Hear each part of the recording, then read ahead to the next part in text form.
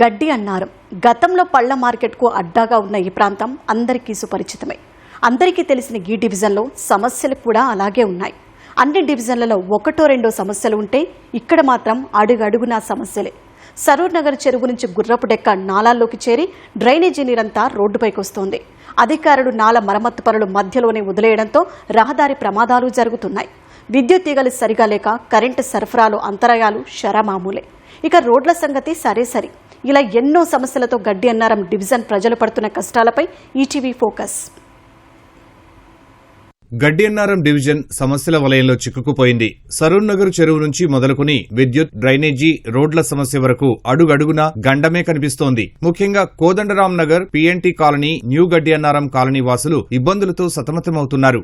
ఆయా కాలనీల్లో తరచూ విద్యుత్ సరఫరాలో అంతరాయాలు ఏర్పడుతుంటే తీవ్ర అసౌకర్యానికి గురవుతున్నామని గడ్డి అన్నారం డివిజన్ ప్రజలు చెబుతున్నారు. అటు డ్రైనేజీ వ్యవస్థ సరిగా లేక మ్యాన్హోల్స్ మూతలు దెబ్బతిని ప్రమాదాలకు దారితీస్తున్నాయి. ఈ క్రమంలో దోమల బెడద రోజురోజుకు పెరిగి ప్రజలు తీవ్ర అనారోగ్యానికి గురవుతున్నారు. సరూర్ నగర్ చెరువు నుంచి నాలాల్లోకి గుర్రపు డెక్క చేరడం వల్ల నీరంతా రోడ్డుపైకి వస్తోంది. ఫలితంగా రాకపోకలకు ఇబ్బంది కలగడమే కాకుండా రోడ్లు దెబ్బతింటున్నాయని వాపోతున్నారు. ఇక విద్యుత్ స్తంభాలకు వేలాడుతున్న కరెంటు తీగలను చూస్తే ఎప్పుడు షాక్ కొడుతుందా అని భయపడే పరిస్థితి.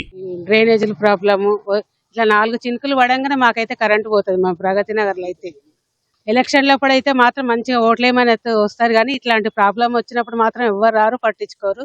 ఇబ్బంది మామూలు నరకం అనుభవిస్తున్నాం. దోమలు దిక్కలి, గుర్రపు డెక్క దియ్యరు, ఏమి దియ్యరు. ఇక్కడ వారం రోజుల నుంచి కరెంటు వస్తుంది, పోతుంది. ఏ టైంకి వస్తుంది, ఏ టైంకి వస్తుంది, 15 నిమిషాలు ఇస్తే కూడా నిలుస్తలేదు. డ్రైనేజ్ పైన ప్లేట్లు పగిలిపోతున్నాయి. డ్రైనేజ్ ఫుల్ వాటర్ ఉంది, దానిలో వర్షం నీళ్ళు వస్తుంది. దుర్వాసన చూడండి. నేను మీకు డ్రైనేజ్ వాటర్ల నుంచినే మీతో మాట్లాడుతున్నాను. తవ్వి సగం వదిలేసిండ్రు. ఇప్పుడు వదిలేసి కూడా సంవత్సరం కావస్తుంది. దోమల బెడద ఒకటి ఎక్కువైపోయింది. స్లమ్ ఏరియా కంటే ఘోరంగా ఉంది మాది. చూడడానికి మెయిన్ రోడ్డు. ఎన్నో రోజుల నుంచి విజ్ఞప్తులు చేస్తూ ఉంటే 4 నెలల క్రితం నాలా పనులు మొదలుపెట్టినా వాటిని పూర్తి చేయడంలో తీవ్రమైన జాప్యం జరుగుతోంది.